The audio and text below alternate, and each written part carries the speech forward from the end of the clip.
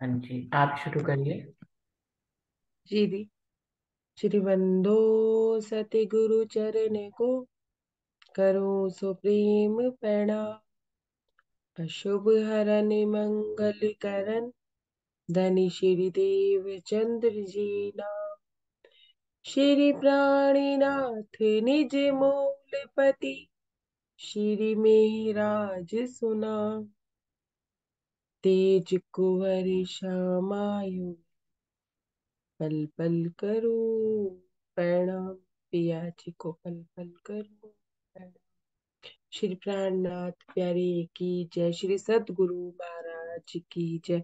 श्री राम रतन महाराज जी की जय। प्रणाम सुंदर साथ जी, आप सबके श्री चरणों में मेरा कोटि कोटि प्रेम। सुंदर साथ जी, प्रसंग चल रहा था नागा बाबा जो महाराज जी का आस्थान उठवाने आया था। मारवाड़ियों के समाज के गुरु के कहने पर। और महाराज जी ने उनको अपने वाला रस थोड़ा सा चखाया, जिस रस में वो मस्त रहा करते थे। परम धाम वाला तो नहीं दिया, लेकिन थोड़ी सी हल्की सी खुशबू उन्होंने अपनी उनको दी। और महाराज जी वो नागा बाबा को अपने ही आसन पे उन्होंने, मतलब दादा गुरु महाराज वाले आसन पे उन्होंने विराजमान कर दिया। जहां पे भी वो आसन लगाया करते थे महाराज जी, वो अपने सदगुरु का ही आसन लगा, कभी भी अपने लिए नहीं लगाया करते थे। और उस पे विराजमान वो स्वयं इसलिए होते थे क्योंकि उनके हृदय में ही दादा गुरु महाराज रहते थे। अब उनका तन झंडू दत्त का तन नहीं, रतनबाई का तन के रूप में कार्य कर रहा था। तो सुंदर साथ जी, नागा बाबा को तो ये बात पता नहीं थी। वो ऐसे फैल के बैठ गया जैसे कि सारा अधिकार ही उसने जता लिया हो आसन। महाराज जी उसके इस अहंकार को समझ गए। तो सुंदर सा जी महाराज जी ने उनको जरा सी अपनी खुशबू दी, और वो महाराज जी ऐठ नायका बाबा ऐठ गई, अपनी अकड़ में अपने घमंड में आ गई। तो महाराज जी ने उनको ऐसे कहा कि आप पूर्ण अति पूर्ण है। तो वो सच में ही अपने आप को पूर्ण अति पूर्ण ही समझने। सुंदर सा जी, अब महाराज जी क्या कहते हैं सुनिए। अब आगे की गीत तक पढ़ते हैं, पेज नंबर 197। नागा जी त्रिशूल बजाकर नाचा गाया करते थे। उन्हें मौज में लख करके हम इस प्रकार उनसे बोले। नागा बाबा जो थे वो त्रिशूल बजा बजा कर नाचा गाया करते थे। हम्म। तो महाराज जी कहते हैं जब वो मौज में आ गया, तो मैं उससे बोला, क्या बोला सुनिए। लोग आपके शिव तांडव के नागा जी अभिलाषी ने दर्शन चाह रहे तांडव का जो साधु सन्यासी। उनको पूर्ण अति पूर्ण तो वो पहले ही कह चुके थे, अब उन्हें क्या जता रहे हैं कि आप क्या हो, शिव हो। हम्म? आप शिव की भक्ति नहीं कर रहे हो, अब शिव आपके अंदर है और आप शिव ही हो। और ये साधु सन्यासी शिव जी का तांडव देखना चाहते हैं। सुंदर साथ जी प्रेम नहीं देखना चाहते, तांडव देखना चाहते हैं। महाराज जी इस तरह से उसको नागा बाबा को कहते हैं। लोग आपके शिव तांडव के नागा जी अभिलाषी हैं, दर्शन चाह रहे हैं तांडव का जो साधु सन्यासी है। बस इतनी बात सुनी तो आगे नागा जी के साथ क्या हुआ। बिखर उठे नागा जी फिर तो, गज पर ताली लगी लगने, बैठे बैठे लगे नाचने उछल अपनी धुन। सुंदर सा जी, बस कहने की देर थी नागा बाबू को, बस बोलने की ही देर थी। वो क्या करने लगे, अपने आप को शिव समझने लगे और बिखर गए। बस बस आपने कहा और काम हो गया। और गज ताली अपने हाथ पे ताली दे दे के वो बैठे बैठे ही नाचने लगे, उछलने। सिर्फ बैठे बैठे, अभी उठे नहीं है। जहां नाचना शुरू किया था थोड़ी देर वहीं फड़के, इसके बाद सरकने लगे नागा जी बल चुतड़ के। महाराज जी कहते हैं थोड़ी देर तो अपने हाथों को ताली दे दे के वही नाच रहे थे जिस जगह पे वो बैठे थे।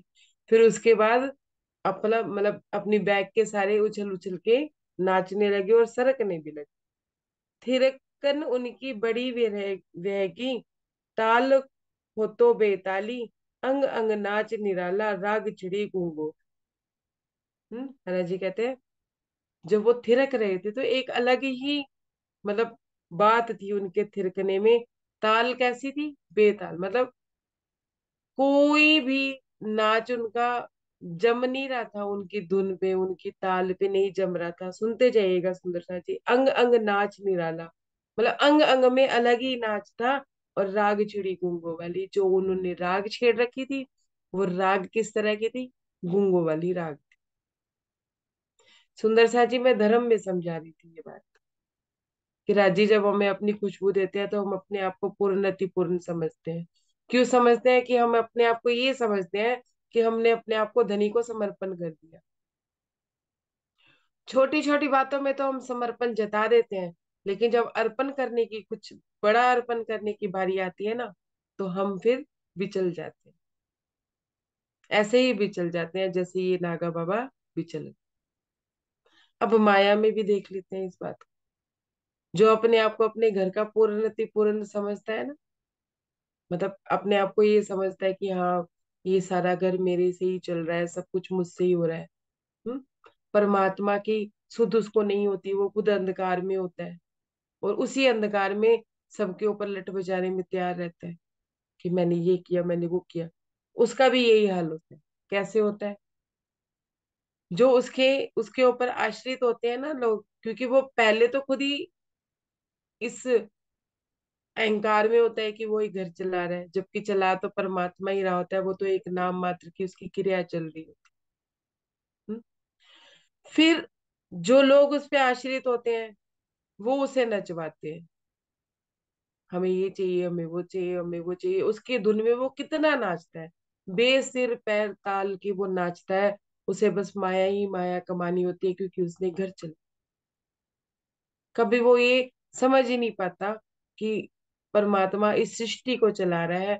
चला तो परमात्मा ही रहा है, लेकिन वो अपने घमंड में, अपने अंधकार में होता है।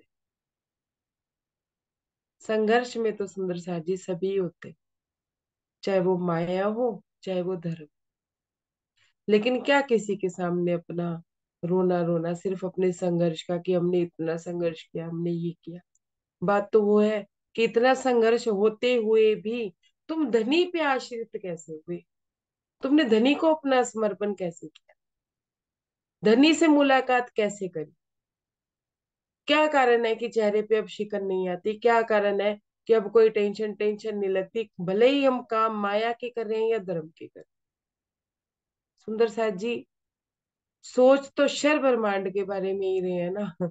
अगर एक छोटा सा घर बनाना है तो भी, और एक आश्रम चलाना है तो भी, दोनों ही बातें हैं।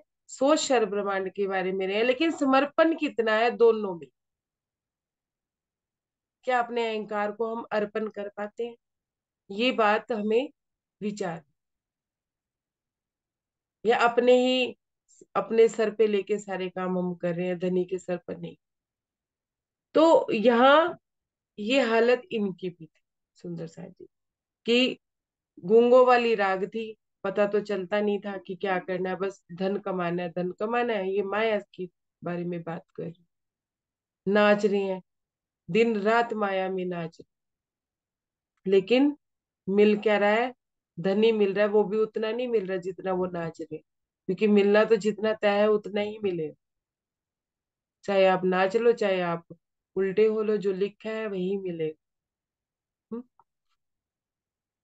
दे दे मार रहे चूतड़ को वे चबूतरे के ऊपर, राग रागनी ऐसी जानो जैसे रोता हो कुकर। कि अपने बैक के सहारे वो उछल उछल के उस चबूतरे पे राग रागनी उन्होंने छेड़ रखी है। ऐसा लगता है जैसे कुकर रोता हो, मतलब जैसे कुकर रोता हो। रो रहा है दिन रात, कमा भी रहा है दिन रात, रो भी रहा है, पिट भी रहा है। और माया में, ये माया में सीन है सुंदर साथ जी। धर्म में क्या सीन है? कि दिन रात धनी की सेवा में लगा है, दिन रात। लेकिन जब पाता है तो धनी का सानिध्य सिर्फ महसूस कर पाता है, उससे आगे की उसकी कहानी बढ़ ही नहीं रही। सुंदर साथ जी,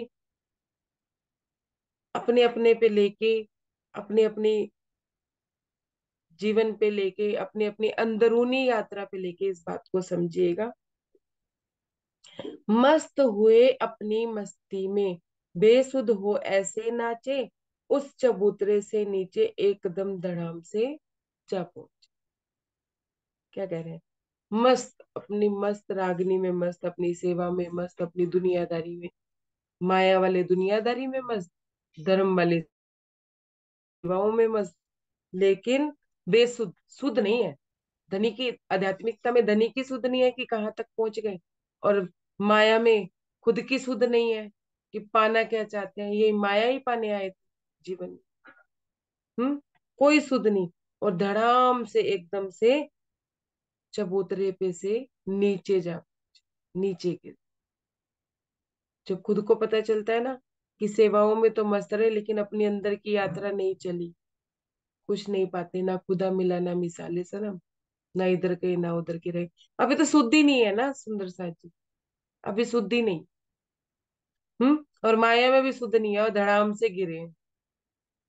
जब पता चला कि इतनी माया कमाने के बाद भी किसी ने नेकी ना दी, किसी ने अवार्ड ना दिया, बस यही कहा कि आपने हमारे लिए किया ही क्या है। पड़े पड़े ही रहे नाचते, नाच न रुकने में आया, वहां पत्थरों की नोकों ने छील भरी उनकी काया। पड़े पड़े चबूतरे से नीचे गिर गए, गिरने के बाद नाच फिर भी नहीं रुकने को आ रहा, मतलब घमंड अपना नहीं रुकने को आ रहा कि हम ही घर चला रहे हैं, हम ही सब कुछ कर रहे हैं। ऐसे उधर उधर भी समझ सकते हो कि हम ही सेवा कर रहे हैं, हम ही सब कुछ कर रहे हैं, जबकि करवाने वाले तो धनी है। वो इस बात को समझ ही नहीं पाए। पत्थरों की नोकों से महाराज जी कह रहे हैं कि उसकी काया को ही छील मार। पत्थर कैसे पत्थर? धर्म माया में ले लीजिए, माया में ले लीजिए कि जिनके लिए कमा रहे थे उन्होंने ही पत्थर मारे। हम्म शरीर भी छलनी है, और थका हारा महसूस कर रहा है अपने आप को, और अंदर से आत्मा भी छलनी है, अपने आप को ही ठोके जा रहे हैं कि हमने अपना जन्म गवा लिया, जन्म व्यर्थ कर लिया, इतना किया तो क्या। सुध आ जाए ना सुंदर सा जी, फिर भी एक बात बन जाती है।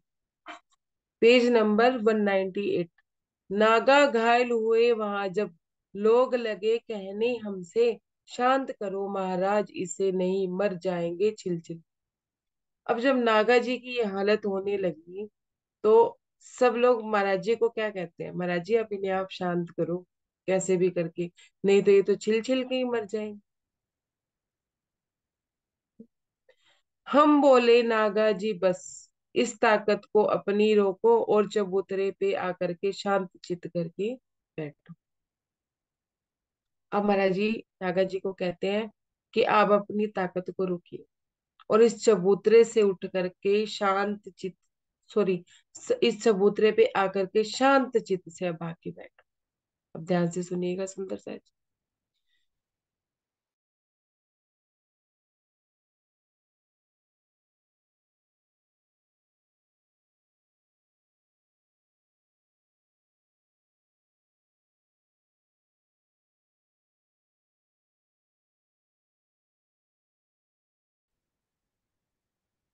हम्म। जी। नागा जी सुनकर उठ बैठे, चढ़े चौतरे के ऊपर, पर आसन पर नहीं बैठे, इस प्रकार पधारे कुछ हटकर। सुंदर साथ जी, नागा जी रुक तो गए, थोड़े से शांत भी हुए, लेकिन महाराज जी के आसन पे जाकर नहीं बैठे वापस, उनके स्थान को उन्होंने दोबारा से ग्रहण नहीं किया, उससे हटकर कुछ जाके बैठ गए। हमने कहा बराबर बैठो, पर नागा अब नहीं आया, बोला यही ठीक हूँ भगवन, जो आपे में शर्माए। महाराज जी कहते हैं कि उसको कि मेरे बराबर में आके बैठो, तो महाराज जी को क्या कहते हैं वो, नहीं नहीं बस मैं यही ठीक हूँ, मैं अपने आप से ही शर्मा रहा हूँ कि मैंने आपका आसन उठवाने की कोशिश की, और मैं उस स्थान पे बैठने की इच्छा लेके आया। मुझसे चूक हुई थी पहले, मैंने तंग किया, आप उच्च है हमसे भगवान, यह हमने जान। कहीं ना कहीं वो महाराज जी की उस सत्ता को, महाराज जी की उस पावर को सुंदर साथ जी जान गया। और अपने अहंकार को भी जान ले कि उसका अहंकार वो आसन उठवाना चाहता था, बाकी कुछ भी बात नहीं थी। और वो ये भी समझ चुका था कि महाराज जी कोई साधारण महात्मा नहीं था। तो क्या कह रहे हैं कि ये मुझसे चूक हो गई कि मैंने आपको तंग किया, आप मुझसे ऊंचे ही हैं। देखिए अभी भी अपने आप को उच्च कह रहे हैं और फिर महाराज जी को उससे भी उच्च कह रहे हैं। अपने आप को उच्च मान रहा है तभी तो महाराज जी को उच्च मान रहा है ना सुंदर सा जी। तो क्या कहते हैं कि ये हमने अब जान ली, कि मैंने ये जान लिया है कि आप मुझसे कुछ बड़ी रिद्धि सिद्धि आप रखते हैं। हम बोले नागा जी यदि अब हुक्म आप कहें उठ जाएं, स्वयं उठा लेंगे आसन अब हुक्म आप यदि दे जाएं। महाराज जी ना नागा जी को क्या कहते हैं कि अब यदि आप कहो तो मैं अपना आसन स्वयं उठा लेता हूँ। आप यदि हुक्म दे के जाओ तो मैं अपना आसन स्वयं ही उठा लेता हूँ। हाथ जोड़कर क्षमा मांग ली, बोले क्षण संगति में जो आनंद दिखाया हमको मिला ना इस जीवन। क्या कह रहे हैं महाराज जी को हाथ जोड़ के कि ऐसी मस्ती मस्ती उनको छा गई थी, लेकिन अहंकार नहीं छूट रहा था। कहीं अंदर में एक आनंद था, लेकिन अहंकार अपनी जगह पे था। सुंदर सा जी उसने अपने आप को दृष्टा बन के देखा, थोड़ी देर के लिए, थोड़ी देर के लिए ही सही। वो दृष्टा बन के अपने आप को देखने लग गया कि मेरे साथ ये क्या हो और मैं कौन हूं। मैं तो किसी आनंद में था। हम्म कहते हैं कि आपने मुझे जो आनंद दिया ना, जो मुझे दिखाया कि मैं अपने आप को ही देख रहा था कि मेरा अहंकार कैसे पिट छिद रहा है। ये आनंद मुझे मुझे कभी जीवन में मिला ही। मैंने कभी अपने आप को दृष्टा बन के देखा ही नहीं कि मेरा अहंकार। हम्म सुंदर साथ जी, अगर समय रहते भी पता चल जाए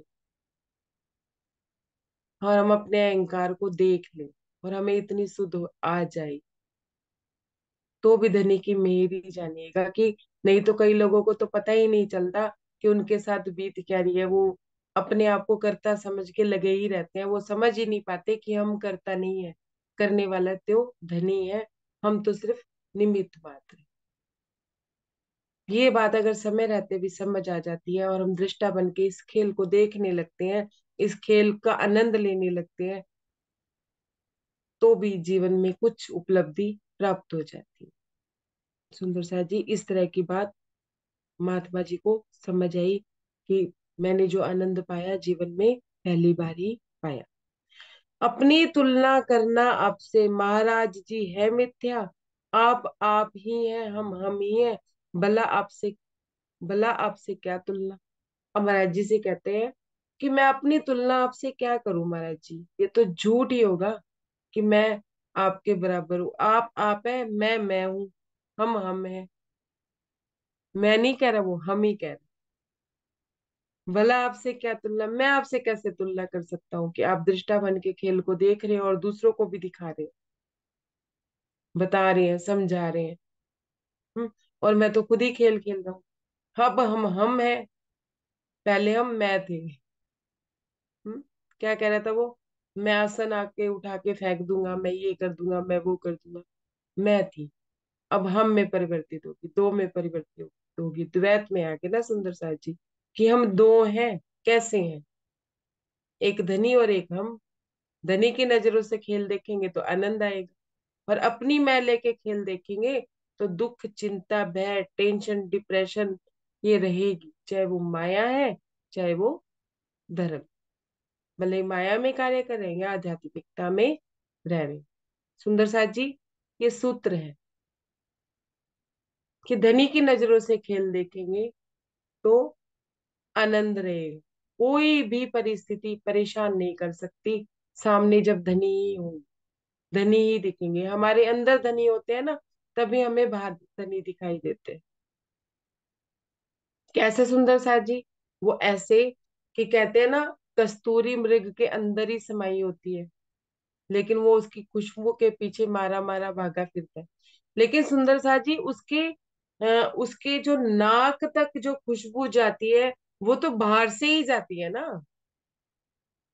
समझिए आप, कैसे कि अगर कमल में उसके कस्तूरी है तो वो हवा से ही तो आगे आके उसके आगे आ रही है, लेकिन उसके हृदय में है, मतलब अंदर है, तो उसको बाहर भी राज्य दिखाई दे रहा है, मतलब कस्तूरी दिखाई दे रही है। अगर हमारे अंदर धनी नहीं है तो हमें बाहर भी धनी दिखाई नहीं देंगे।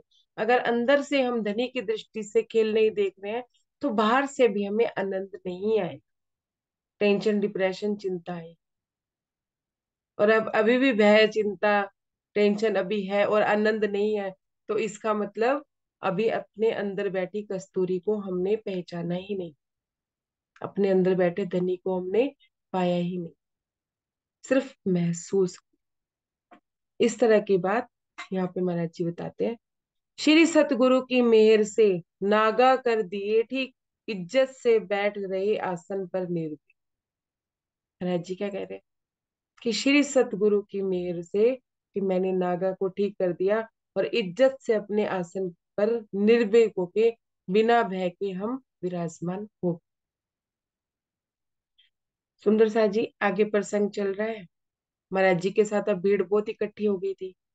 क्यों इकट्ठी हो गई थी कि कुछ तो लक्ष्मी नारायण जी ने लंगर की व्यवस्था करा दी थी, रहने की व्यवस्था करा दी थी, तो साधु सन्यासी वहां पड़े रहते थे। कुछ साधु सन्यासी का वेश बना के भी वहां पड़े रहते थे कि चलो खाने को मिल रहा है, रहने को मिल रहा है। तो इस चक्कर में इतनी भीड़ एकत्रित हो गई थी। अब महाराज जी को भी छटनी का समय था। और महाराज जी कैसे छटनी करते हैं सुंदर साथ जी, वो देखिए। अब देखिए सागर तट के किनारे जो मकर संक्रांति का मेला भरना था, उसका समय नजदीक आ चुका था। और वो कहाँ भरना था? वो सागर के बीच में एक टापू था जिसके ऊपर वो भरना था। तो सबको सागर पार करके जाना पड़ता था नाव। तो आगे प्रसंग में महाराज जी क्या कह रहे हैं, एक मिनट, अभी है टाइम। गंगा सागर के मेले का पर्व निकट आ पहुंचा था, सेठ लक्ष्मी नारायण जो आकर के हमसे बोला था। मेले का टाइम नजदीक आ गया था और लक्ष्मी नारायण जी जो थे वो महाराज जी के पास आके बोले, क्या बोले सुंदर सा जी? महाराज जी बोले कितनी मूर्तियों के टिकट कटे, जितनी मूर्तियां हो अपनी गिनकर सारी बतला। लक्ष्मी नारायण जी जो थे वो तो सेवा का भाव लेके बैठे, सेवा के भाव से ही कर रहे थे, और वो महाराज जी पे पूरे समर्पित थे। सुंदर साथ जी, महाराज जी भी तो सेवा कुछ सोच के ही करवाएंगे ना, कि अगर कोई सेवा कर रहा है तो उसे लूटना थोड़ी ना है। अब समझिए, अब क्या कह रहे हैं महाराज जी कि लक्ष्मी नारायण हमारे पास आके बोले कि आप बोलिए मैं कितनी टिकटें करा दूं, जितने भी लोग हैं आप गिन लीजिए, मैं सबके टिकट कराऊं। महाराज जी बोले कितनी मूर्तियों के टिकट कटे, जितनी मूर्तियां हो अपनी गिनकर हमें बतला दे। ये तो लक्ष्मी नारायण जी ने महाराज जी से बोला कि आप जितनी भी मूर्तियां, मतलब जितने भी लोग आपके साथ हैं, आप उनकी मुझे गिन करके बता दीजिए, मैं उनकी टिकट कटवा देता हूँ। हमने कहा सेठ जी अपना साथ बहुत हैगा इस वक्त, साधु सन्यासी वैरागी परवाई सब है भक्त। महाराज जी सेठ जी से कहते हैं कि इस समय मेरे साथ बहुत बड़ा साधु का मेला है, जिसमें साधु सन्यासी भी हैं, वैरागी भी हैं, परवाई भी हैं। सारे ही अ, मेरे प्रति मुझे अपना, मतलब अब मेरे प्रति श्रद्धा भाव रख रहे हैं और अपने आप को भक्त दर्शा रहे हैं। आप कृपा रखें टिकटों की, हम अपने आप खरीदेंगे, जिसको जाना है मेले पर हर हालत में पहुंचे। अब महाराज जी अ, लक्ष्मी सेठ जी से कहते हैं कि आप थोड़ी सी कृपा रखें, थोड़ा सा धैर्य रखें, हम टिकटें अपने आप ही खरीदेंगे। जो जो मेले में जाना चाहता है उसे हम हर हालत में मेले में लेके जाए। Page number 199। सेठ कहने लगा, स्वामी जी आप फिक्र कुछ मत कीजिए, यात्रियों को गंगा सागर में केवल बतला दीजिए। सेठ जी कहते हैं कि महाराज जी को कि स्वामी जी आप ना चिंता करें कुछ भी, बस आप मुझे यात्री बतला दीजिए, बस मैं अपने आप पहुंचवा दूंगा उनको। आपको टिकट विकट की चिंता करने की जरूरत नहीं। हमने कहा अभी ठहरो, तो इस जहाज को जाने दो, जो अपने पैसे से जावे उस सबको छट जाने दो। सुंदर साथ जी, महाराज जी ने सेठ को सेठ लक्ष्मी नारायण जी को बोला कि रुक जाओ, इस जहाज को अभी जाने दो, जो जाना चाहता है वो चला जाएगा अपने पैसे के दम। सुंदर साथ जी, यहाँ महाराज जी क्या कर रहे थे, जो लोग उनके साथ जुड़े हुए थे ना सिर्फ स्वार्थ थे, तो उनके पास तो धन था, उन्होंने तो अपनी अपनी टिकटें ली, वो तो स्वार्थ से जुड़े हुए थे ना, उन्हें तो महाराज जी से कोई मतलब ही नहीं था, महाराज जी पे आसक्त तो थोड़ी ना थे, आसक्ति तो सिर्फ उनके स्वार्थ की थी। तो उन्होंने सोचा अब जाना तो है ही, इनके पास तो पैसे होंगे नहीं, तो उन्होंने अपने धन का इस्तेमाल करके वो अपने उस जहाज से चले गए, तो काफी लोग भी छट गए। नतमस्तक होकर लक्ष्मी नारायण तो फिर चले गए, काफी मूर्तियां अपने पैसों से स्वयं सवार हुए। जब म, सेठ जी को महाराज जी ने बोला कि अभी इस जहाज को जाने दो, तो सेठ जी चले गए वहां से, और बहुत सारे लोग अपने पैसों से उन्होंने सवार हो गए उस जहाज में उस जगह पे जाने के। उस जहाज से छूट जाने के बाद सेठ पुनः करते पाए वही प्रश्न पहले वाला, सेठ जी पुनः करते आए। ये जहाज छूट गया, अब दूसरे जहाज की बारी आई, तो सेठ जी वापस आए और उन्होंने वही प्रश्न उनसे किया कि अब मैं टिकटें कटवा दूं। तो महाराज जी अब क्या कह रहे हैं, इस जहाज को भी जाने दो, इसके बाद बताएंगे, आप स्वयं गिन लेना फिर जितने बाकी बच जाएंगे। आधो की तो भीड़ सुंदर सा जी छट चुकी, अपने पैसे से वो जा चुके थे। इक्का दुक्का लोग थे जो महाराज जी का इंतजार, मतलब काफी लोग थे जो महाराज जी का इंतजार कर रहे थे कि महाराज जी उनके साथ जाएंगे तो वो उनकी भी टिकट भर देंगे और चलेंगे, क्योंकि महाराज जी अपने पास पैसे नहीं रखा करते थे। तो महाराज जी को सेठ जी का सॉरी सेठ जी को महाराज जी क्या कहते हैं कि ये वाला जहाज भी जाने दो। जब ये चला जाएगा ना, तो आप फिर खुद ही गिन लेना कितने लोग बचेंगे, उसके बाद आप गिन सकते हो, गिनती कर सकते हो, मुझे गिनती करने की जरूरत नहीं पड़ेगी, कि महाराज जी सब जानते थे कि कोई भी उनसे उनको पाना ही नहीं चाहता, वो तो सिर्फ अपने स्वार्थ सिद्धि के लिए जुड़े हुए थे। सुनिए अब आगे क्या कहते हैं। तीनों जहाजों को कह कह के हमने उनसे छुड़वाया, हर जहाज में पर सेठ हमारी अनुमति लेने आया। तीन जहाज सुंदर साथ जी इस तरह से चले गए, और काफी लोग भी वहां से चले गए जिनका सरोकार महाराज जी से कुछ भी नहीं था, और तीनों बार ही सेठ जी ने आके उनसे पूछा और महाराज जी ने उनको वैसा का वैसा उत्तर दिया। महाराज जी कब जाओगे पूछ रहे थे साधु पल पल, भाई हमारी मत पूछो, जाऊं भी ना जाऊं, जाऊं जाऊं न भी जाऊं तो न भी जाऊं। अब जो महात्मा रुक गए थे, ध्यान से सुनिएगा सुंदर से, जो महात्मा रुक गए थे वो महाराज जी से बार बार पूछ रहे थे कब चलोगे कब चलोगे। महाराज जी क्या कहते हैं, मेरे पीछे क्यों लगे हो, तुमने जाना है जाओ, मेरा क्या भरोसा, मैं जाऊं जाऊं ना जाऊं तो ना भी जाऊं। मेरा तो अपना ही एक स्वैग है कि मेरा मन करेगा तो मैं चलूंगा, नहीं मेरा मन करेगा तो मैं नहीं जाऊंगा। सुंदर साथ जी, होता कोई उसमें सुंदर साथ ऐसा जो महाराज जी से ही जुड़ा होता है कि महाराज जी जाएंगे तो हम जाएंगे, नहीं तो हमारा वहां जाने का क्या प्रारब्ध कि हमें वहां जाना ही जाना है। हमें तो जाना तो महाराज जी के साथ ही है ना। अब बात बात को समझ आई अब कि मैं क्या कहना चाह रही हूँ, कि जो लोग महाराज जी को चाहते थे वो महाराज जी के साथ ही जाते, और जो महाराज जी को नहीं चाहते थे वो वैसे ही उनसे जुड़े हुए थे, उनको तो महाराज जी की दरकार ही नहीं थी ना, कि वो जाए ना जाए। अब जिन लोगों को दरकार नहीं थी वो सिर्फ नाम के लिए महाराज जी से जुड़े हुए थे, वो लोग भी चले गए। जब महाराज जी ने ऐसा बोला ना कि मेरी तो मन की बात है कि मैं जाऊं या ना जाऊं, गया तो ठीक है, नहीं गया तो ठीक।